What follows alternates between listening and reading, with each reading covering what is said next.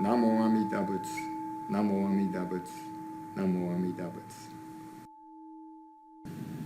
Good morning. Gotane is celebrated as the birthday of Gutoku Shinran, the founder of our sect, Jodo Shinshu.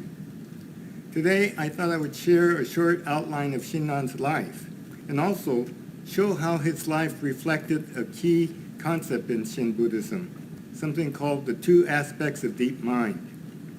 This is very profound and wonderful teaching, but it's sometimes difficult to get because it seems to contradict ordinary logic. I'll give you a very simplified version of the two aspects of deep mind. The first aspect says that when a person realizes his lowest, darkest time, when he really senses his egocentric nature, at the very same moment, his life opens up and it's liberated by the vow of Amida Buddha. What that might mean in current contemporary terms is that when we realize our limits and find that our egocentric nature has put us in a position, or life has put us in a position where there seems to be nothing to do, we open ourselves up to a new vision of ourselves, which is fully accepted just as we are, fully part of the whole and very validated. So we're in a dark time right now, and it's similar to a time of Shinran. He was born at a time when there was warring factions in Japan. We are at a time where we find ourselves helpless, both from a health standpoint, from a standpoint of jobs and careers and livelihood, and also social life. And our usual exits for these things, where we find comfort, is also kept from us. We can't socialize with each other. So we're in a time where we find all these things that really are attacking us, and we seem not to have a way out. And so let's use this concept of nishu, jinshin, two aspects of deep mind, which was fundamental in Shinran's life. Now, he was born of actually a family of nobility, but during those warring times, his family was not on the winning side. And his father, they were finding themselves very poor. His mother died when he was about 8. And so his father, with his 4 other brothers, found that he could not really take care of his children. And so he had to, in a sense, give off his children to his relatives. Shinran and a brother were given off to an uncle who had no children. But at the age of 9, his uncle placed him in a monastery because this was a request from his mother. And so at the age of 9, he was ordained on Mount Hiei. And so for the next 20 years, he was a monk. And yet, being very filled with integrity, he felt that he could not live with the precepts of a monk. And therefore, he decided to come down the mountain and actually quit the monastery. In a dream, he saw that there was another teacher, Honen, and so he was able to follow Honen, who was starting a new Jodo sect of Pure Land Buddhism, and so he followed him. And because he was such a great student, Honen recognized him, and he rose quickly within the ranks of those monks. However, a few years later, because of the pressure from the older schools of Buddhism, they forced the government to stop the spread of Jodo Shu, or Honen's group. And due to some trumped-up charges, they determined that Honen should be exiled, along with many of his teachers. And so Honen was sent away, and so was Shinran, who was sent to Echigo, a northern part of Japan. So this created a situation where Shinran considered himself no longer a monk nor a layperson. And so he married and had several children. And in that area where there was very little other Buddhist sects, he was able to share his understanding of Honen's teachings. And after several years, he moved to an area near what is now Tokyo called the Kanto area, because that was an area where many people were moving and farming. Later in his life, when he was about 60, he moved back to Kyoto, finished the writings, his major work, Kyogyo Shinsho, and also he wrote several wasanzu, or writings which was more suitable for common people.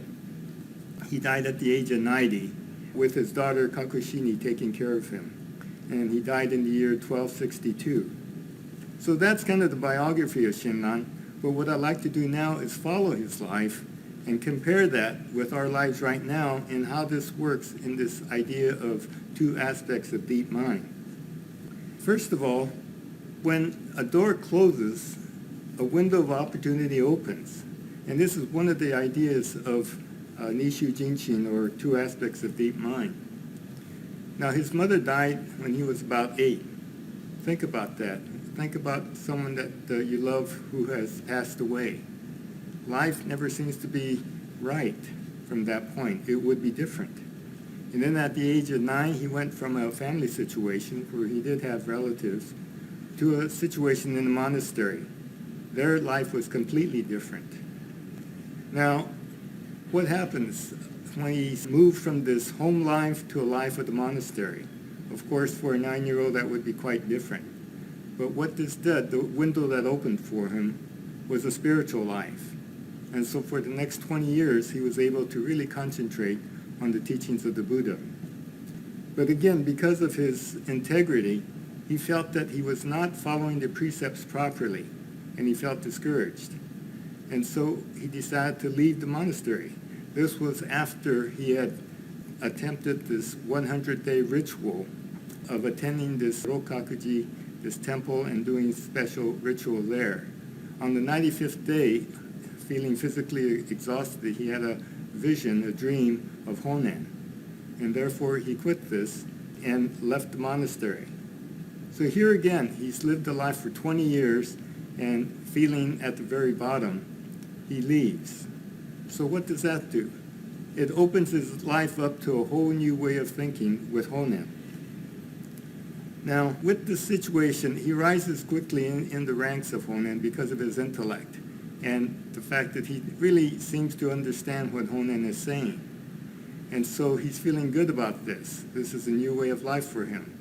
But as this expands, the government shuts this new sect down because the older sects feel quite threatened by it. So again, Honen is exiled, and Shinran is exiled to the northern part of Japan. Again, this is devastating, finding a new way of life, a new way to be a monk, and then to have that new school completely disrupted by the government. So what window opens for him? He finds that he is no longer a monk. He has been disrobed. And so he calls himself neither a monk nor a layperson. And he marries. And the opportunity here is that being married, he has children. And our temple and the BCA was honored to have his 25th descendant visit us last year. So again, we see that in the darkest hour, something new opens up, a new path. Now, his children pass on these teachings, but also being isolated in this northern area, where at that time he was thought to be out in the wilderness. Of course, the schools in Kyoto were not concerned with him because he was off in the wilderness. Shinran continues to share his teachings of Honen. And with that, there are no real temples there. Their meetings are held in homes, which the system is called Ko. And so he continues. So with this new change of life, he's able to share Buddhism and be with peasants who listen and hear what he says, because Buddhism has now moved from the elite to the masses, where the common ordinary person can understand the teachings of the Buddha. Now, he's in this area of Echigo when Honen is pardoned, and he is pardoned. And so he's actually able to go back to Kyoto, but then his teacher Honen dies. So again, he's disappointed, and there's no reason for him to return to Kyoto. So what he does is he moves to this area called Kanto, and again is able to spread his teaching to a wider audience. Later in life, when he's about 60, he moves back to Kyoto because he needs, I think, more information. There in Kyoto, they have the books, the other teachers, where he can continue his masterwork of Kyogyo Shinsho. And so all these different activities that have really hampered his life open up new roads for him. And again, at the end of his life, he tells in his will that he would just want his body thrown into the Kamo River to feed the fish. He doesn't consider himself any notable person. And yet Kakushini defies that. and has a burial. And they have a small mausoleum at her husband's temple. And there he remains. And this, at that time, was very insignificant. And yet, a few years later, his great-grandson, following Kakushini's orders, does a biography of his life and calls this group Honganji, the Temple of the Primal Vow. And then because of the 8th descendant Renyo, they evolve into a much larger unit that we know today. And so all these things have occurred in a life that was filled with adversity. And yet, we are the recipients because he did not take this as a defeat, but again, realized that his own achievements could not dictate his life. But he found that it was what we could call the compassion of Amida that enabled him to continue in a different path. And that path is led for us to hear the teachings. Let's apply this to our situation now with the COVID-19. We are in a situation where we're trying to get back to what we think is normal. I don't know if that will happen. Our new normal is something that we haven't seen in the past. What it may require us to do is to do as Shinran did, to see something that has not been before us. Now we need to be mindful in our everyday life, to think about how we interact with each other so that we aren't contagious and pass this disease on to others. We begin to realize the importance of family and our interconnections with everyone else. So again, nishu shinjin, when we see that our own individual egocentric nature limits us and that we can only go so far, the compassion of Amida, which is really the efforts of others, opens up to us. And so we need only to look and see and follow the teachings of Shinran, because in our deepest despair, deep truth emerges. And what's most important to us, when our practical lives seem impassable, a spiritual path opens up. So we want to acknowledge that all of life is of wisdom and compassion. And we feel that we are all in the oneness of Amida's compassion. That is, that all of us feel the benefit of this great truth we call Shin Buddhism.